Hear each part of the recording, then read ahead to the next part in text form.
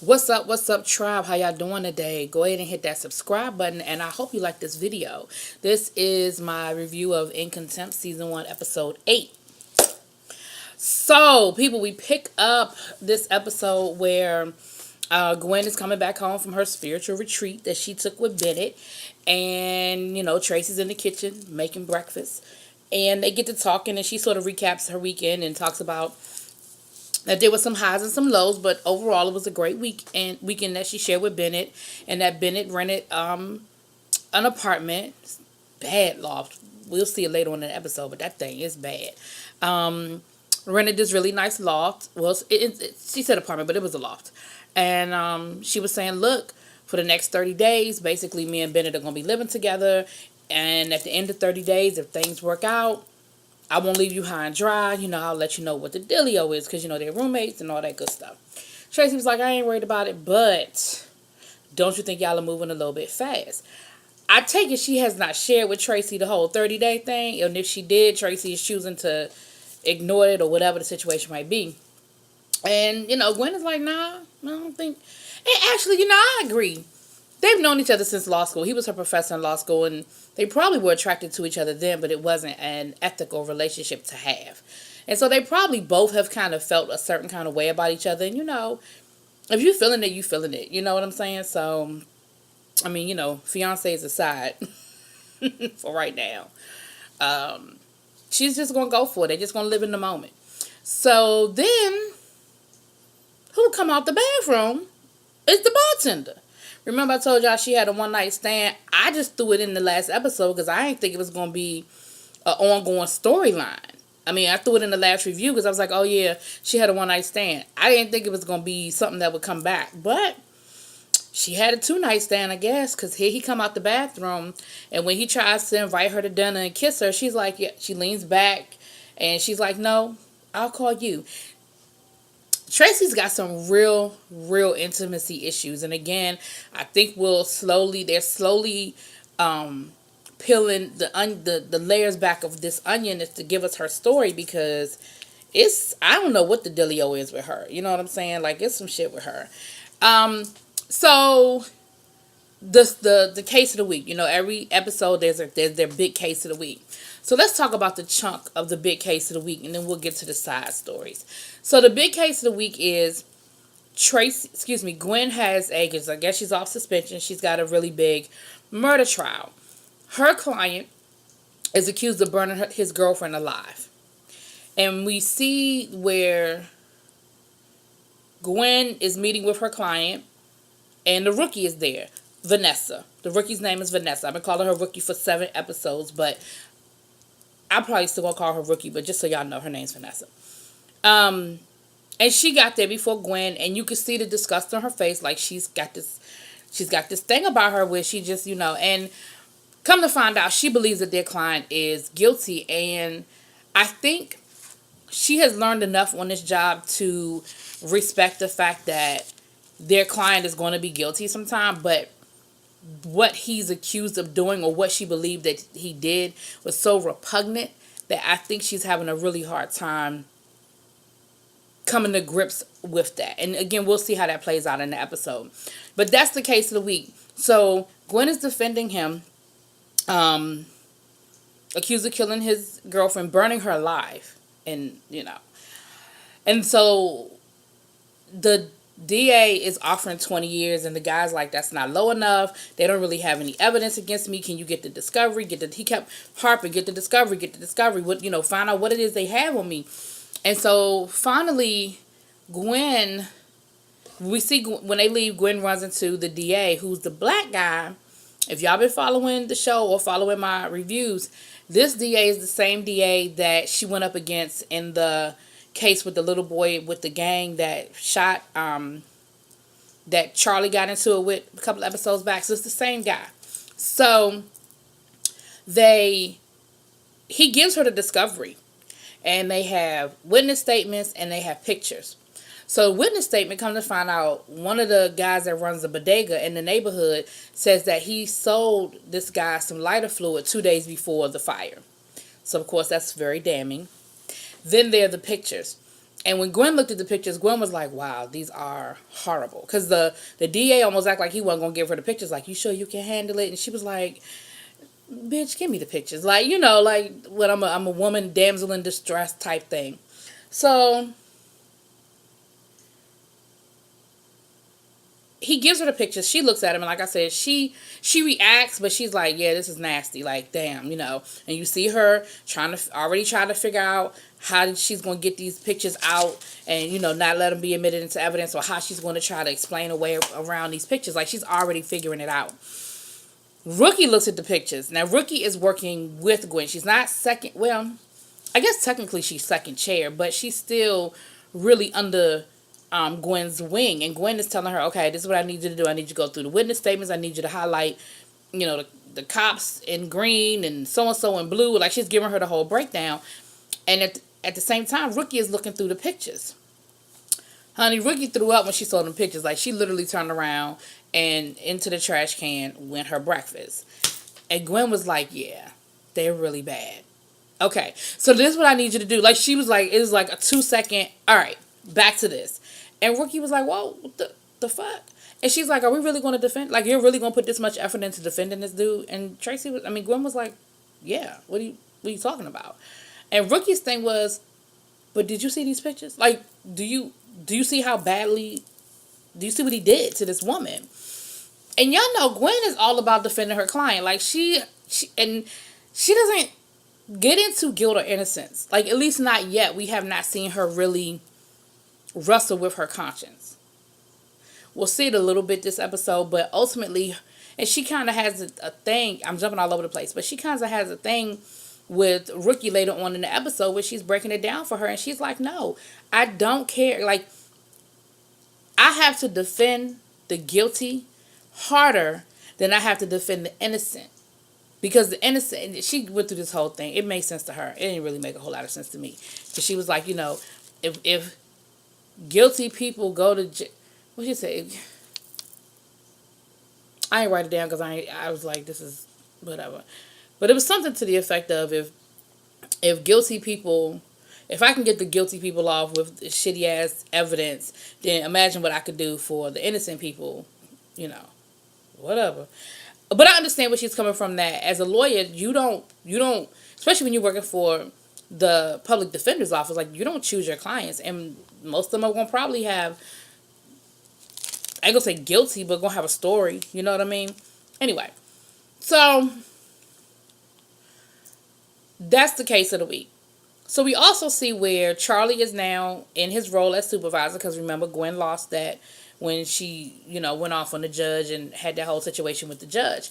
So the first thing Bennett is doing is he called himself doing evaluations. And he starts with Tracy. And Tracy's like, look, I always write my own evaluation. Let me just do what I do. Like, stop tripping. Like, come on. And Charlie's like, no, that's not how things used to be done. I'm supervising now. This is how I'm going to do it. And I immediately thought, oh, here we go. He feeling himself. I know y'all have seen it. I have seen it where somebody gets a promotion, they get a little bit more power, and they don't really know how to act. Like, it takes them a minute to figure it out. Some never do. Others, they get up on their high horse for a minute and then they level out. And to a certain extent, on one hand, yes, Charlie, you should not be letting people write their own evaluations. But on the other hand, he takes it a little bit too far. He ends up writing her this horrible evaluation.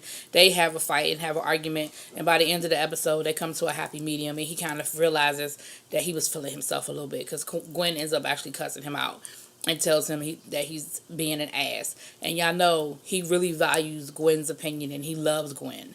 So when she said it, I think it made him sort of reflect, and he kind of backed down a little bit. So there's that story.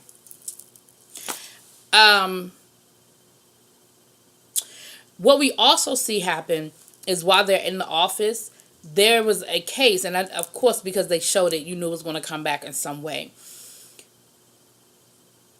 A police officer was shot and killed by a black boy. And when I say a black boy, because he looked like he was a teenager. And this plays out through the episode. It's sort of a backstory through the episode. Like, they keep seeing news clips of it. And, of course, everybody is like, because at first when it came on, Gwen was like, please don't let him be black. Please don't let him be black. Because you already know what's going to happen when a cop gets killed. you know it's going to be some it's going to be some uproar and stuff about it.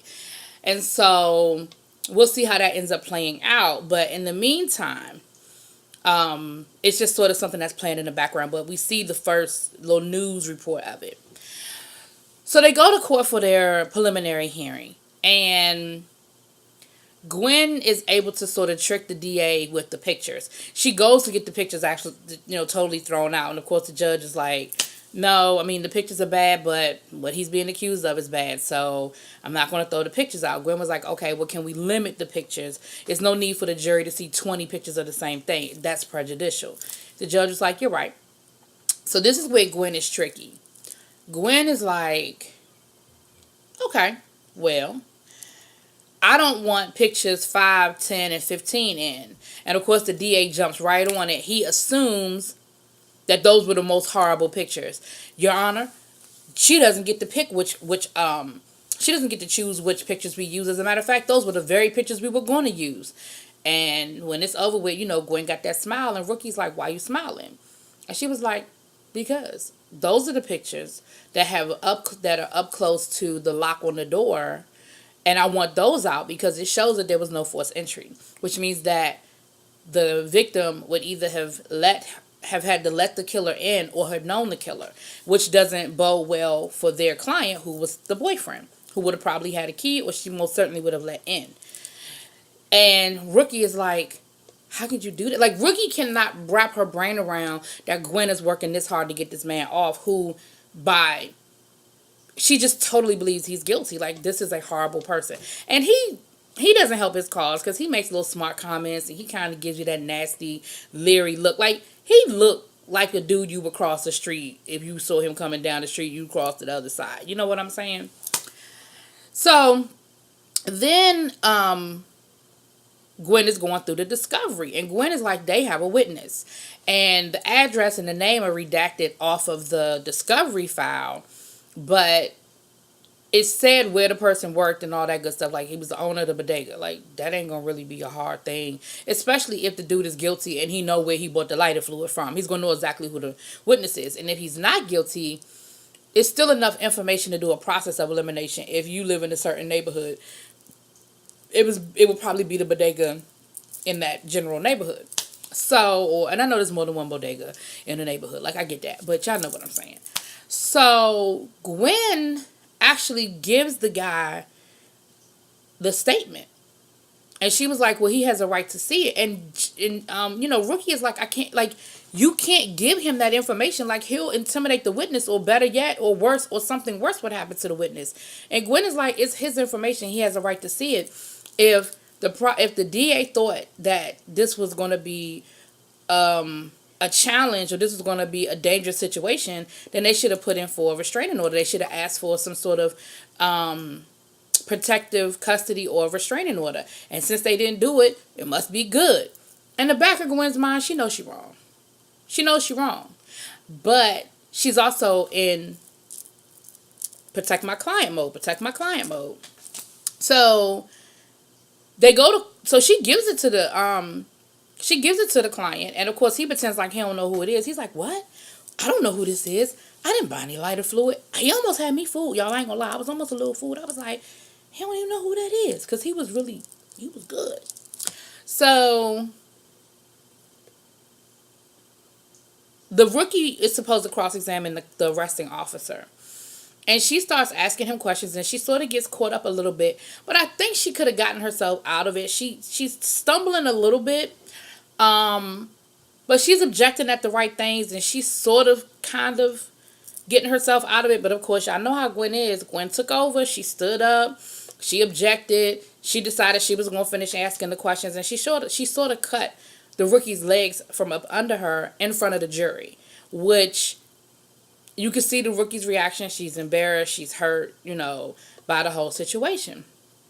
So, but she finishes the cross-examination, and she does a pretty good job. And Charlie is actually there observing and he sees that happen. So they're back in Tracy's little closet, bouncing on the ball that Gwen is bouncing on when she's trying to think through a case. I'm going to come back to her and Bennett in a second. While she's trying to think through a case, And she sort of lays into Rookie because Rookie is like, look, she's still like, I don't get it. Why are we working so, this man is clearly guilty. Why are we doing all of this? And Tracy sort of like, look, if you can't handle this, then I need you to go. Like, you can't bring me down. Like, I'm in my zone. I'm trying to figure this out. And I need you, if you're not on board and you're not part of the team, I need you to go. And Rookie leaves. And Rookie actually goes to Charlie and is like, look, as my supervisor, I need you to take me off this case. Like, I can't do this. I can't handle this. And, Charlie, to his credit, Charlie said, look, I'll talk to Tracy, but in the time being, you're still in the case. Like, you asked for this. You wanted more responsibility. You wanted more serious cases. So you asked for it. And I'm not going to just yank you off because you're uncomfortable. But he said, I will talk to Tracy, though. And he does. He talks to Tracy, and that's when Tracy tells him he being an asshole and he's letting the power go to his head a little bit. But he also talked to Tracy and was like, I need you to take it easy on the Rookie. Like, we don't need to burn her out. Like, this is we know, we need warm bodies around here. We can't be running people off, especially somebody with her type of pedigree. Because remember, she went to one of the top law schools and so forth and so on. And Tracy, dang, I lost it. Something I was gonna say, but he basically tells her, look, because Tracy was calling this chick like 20 times in the middle of the night and mad because she wasn't answering the phone. Like, dude, other people sleep. And so I'm gonna pause the story there and I'm gonna go back to Bennett and Gwen. So Tracy let it slide to Charlie that Gwen and Bennett were moving in together, and Tracy was like, so are you jealous? And Charlie was like, because, when he started dealing with, trial Gwen, he'll see a different side of her. Like, and Tracy said the same thing. Tracy was like, does he know how you get when you got a trial? And we see that Gwen and Bennett are having some issues because the very first night they move in together, Gwen is snapping at him. He's trying to, of course he's trying to be all lovey-dovey, like, we just moved into our house, let's toast, let's christen the place, all that good stuff. And Gwen is zoned in. She's like, look, I don't want to eat. I don't want to do nothing. I need you to back up off me. I got to focus on my case. It's a man's life on the line. And Bennett is like, all right, I get that, but damn, you know what I mean? Like, can I get a minute of your time? So they come to what's the word I'm looking for? They worked it out because that ain't the word I'm looking for. But anyway, compromise. That's it. So they come to a compromise where Tracy said, okay, tomorrow night I'll give you 90 minutes. Because I feel like Bennett is being cool. Like, all right, can I just get 90 minutes so we can have dinner together? We could just talk about our day and just spend some time together. Like, after 90 minutes, you can go back to your trial. Tracy was like, cool. Gwen! I keep saying Tracy. Well, what ends up happening is Gwen gets caught up at work. She doesn't come home until late. She gets home and there's a note there with Bennett saying, I waited as long as I could. And it's got a bottle of nice wine sitting there. She opens up the refrigerator door. It's lobster, So he was like about to do the damn thing. And he comes out of he keeps doing this the whole episode. He like comes out of like this little woodwork. The way their apartment is, it's like crazy. I don't know. It would freak me out because like he keeps coming out of nowhere. But he was like, where were you? And, Gwen was like, I was at work. Like, what I'm going through. And he was like, yeah, but we had decided 90 minutes. He was like, I don't feel like I'm asking for much. Like 90 minutes. And Gwen just couldn't see it. Like, she felt bad, but she felt justified. You know what I'm saying? Like, I feel bad, but I'm dealing with this trial and you should just understand. So I'm already like, oh, this gonna be a problem. So back to the trial. Well, they get ready to go back into court. And the DA runs up on Gwen. It's like, look. All right, I'll offer you 14 years. Da-da-da-da-da. And Gwen is like, well, all of a sudden now you're trying to offer me a deal. She was like, I feel like because, you don't have a strong case. Because, what had happened? Oh, I missed a big chunk, y'all. My bad. This is running long, but it was a lot this episode. So, the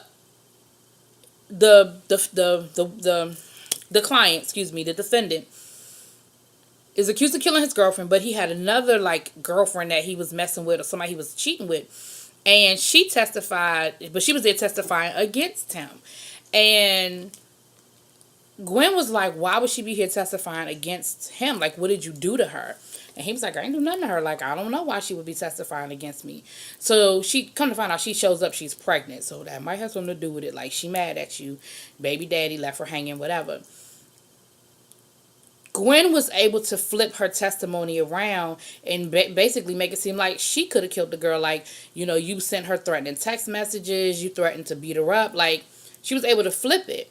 And then the girl gets mad and she was like, look, that chick was a drug dealer. She was an awful person. Hell, she might have killed herself while she was trying to cook up her crack. Ding, ding, ding, ding, ding, ding, ding. You see the light bulb go on, and Gwen is like, oh, really? She could have killed herself, huh? Okay, I got something to go on now. And she proceeds to turn the whole thing around and make it look like the victim could possibly have killed herself, or because she was a drug dealer, she could have made all kinds of enemies, and it didn't necessarily have to be the boyfriend that did it. That was the last straw for Rookie. Rookie was like, you're going to turn the victim into, like, you're going to turn this on the victim and make her, guilty for her own murder, I guess is what I'm looking for. And Tracy is like, look, whatever it takes, and by any means necessary. And that's when they have the big blow up where Rookie is like, I can't believe you're just working this hard. And Tracy is like, yes, absolutely. She was like, we have a duty to justice, is what the Rookie said. She was like, no, the DA has a duty to justice. We have a duty to our clients. And they basically go at it. And that's when Rookie goes to Charlie and is like, look, I can't do this. Take me off this case. Well, the next day when they're going to trial, that's when the DA runs her down and is like, look, I offer him 14 years. Mind you, he started at 20. Now he's down to 14. So Gwen is like, oh. In her mind, she's like, oh, I didn't tore up your witness.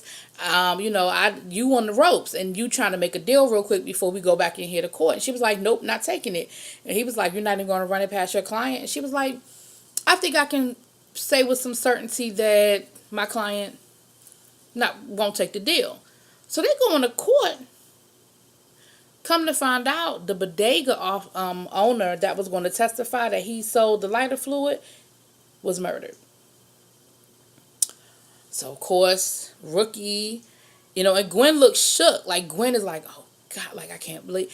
And the DA and Gwen get to arguing, and she throws it back at the DA and is like, look, if you felt like that dude was in danger, you should have put a protective order. But because you didn't feel like he was in danger, that's on you, not me. Like, you can't blame me because I showed my client his own discovery. Like, that was his right.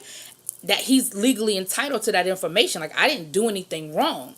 But Rookie feels like ethically she was wrong because she knew that this guy potentially could have done something. Because she even told him, look, when she gave him the information, she even told him, look, everything is videotaped. Everything is taped. You can't send no messages or nothing. Like, she leave this dude alone. Don't send your boys out there. Don't do nothing. And, of course, he was like, okay, sure, I won't do it. So, because the witness ends up getting killed, he can't testify, the dude ends up getting off. Tracy's not happy because she looks shook. When he's found not guilty, she looks nervous. She looks shook. And when the dude leans over to hug her, she looks like, why are you touching me? And Rookie actually ends up walking out in court, and she doesn't show up for the summation. Like, she's MIA. And next thing you know, we see Rookie meeting with the DA and telling the DA that, basically everything that she felt like Tracy did wrong. I mean, I keep wanting to call her Tracy. Gwen did wrong during the trial, whether it was ethical or not. Like, Gwen didn't break the law. It's just, in Rookie's mind, what she feels like Gwen should have done ethically. Thank you. Ethically. Well, she's meeting with him and he's telling her, he was like, look, you got to make a decision. Like, if that's someplace you feel like you can work or not. But you have to deal with your conscience. Like, I can't tell you what to do. And I'm not sure. I kind of feel like they already knew each other. Not sure about that because when they first met at the beginning, when he was bringing the discovery, they sort of make this face at each other, and I could be reading more into it. But I felt like they might have known each other. I don't think it's romantic or something, but I felt like they knew each other. I could be wrong. So next thing you know, you see Rookie sliding the envelope under Charlie's door, and she done packed up her stuff. She done quit, honey. She done quit. And then we see Gwen talk to Bennett, and they actually had a good conversation, and she apologized. She was like, I apologize. I know how I get when I go on trial, and I know I can be a lot, when I'm in the middle of a trial. And what Bennett said to her was, he was like, it's not, what he said, he was like, it's not your intensity or whatever. It's like how you act. Like, I get it that you're in mode. I get it that, because that's part of why I love you. Like, you're intense, and I get that. But the way you are, like the way when she snapped at him and how kind of just cold she was towards him, he was like, that I have a problem with. And so they kind of they make up and all that good stuff. Come to the conclusion that, they good and all that good stuff. But you see that, you see Bennett is still kind of, he was like, you are the worst. What do you call her? The worst wife in training ever or something like that. And because she don't cook and all that other stuff. And he was like, but she was like, but do you still love me? So they kind of made up or whatever. And they getting, because she brought a cake home and they eating the cake and stuff. Her phone rings. And it's the head judge. The lady that's in charge of all the judges has called her to come in.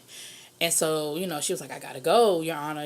She's like, Bennett, I gotta go. He heard the conversation, so he was like, go.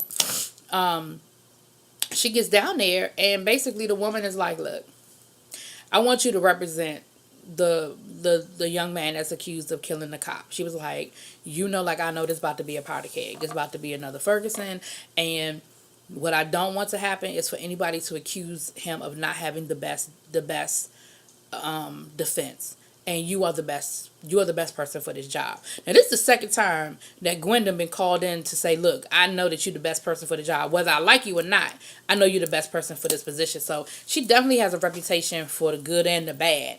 But, that's what the previews for next week basically are all about, this case and how this case is going to go down. So it looks like it's about to get real intense. But that was this week's episode. I know that ran a little long, but a lot happened, y'all. I still left some stuff out, but a lot happened. So y'all drop it in the comments. I want to thank all my new subscribers. I told y'all I'm trying to get to 500 by my birthday, which is July 2nd. So that's like a little bit over a month. So I'm like at 250. See, I already came up a few. So let's try to get to 500. Thank you. And I want to give a shout out. I hope she's still looking, if she looked at all the way to the end. Shout out to Sees Too Much. She's a YouTuber, and she's also one of my subscribers, and she shared some very important information with me. She found me on Twitter, y'all, and shared some very important information with me. So I want to say thank you so much. I appreciate you. Thanks for the love. And my Twitter is at Queen_Spikefish. That's my Twitter. I know it has nothing to do with Really Bitch, but that's a whole nother conversation for another time. Y'all have a good day, good evening, and I will see y'all later on for my Queen Sugar. Peace.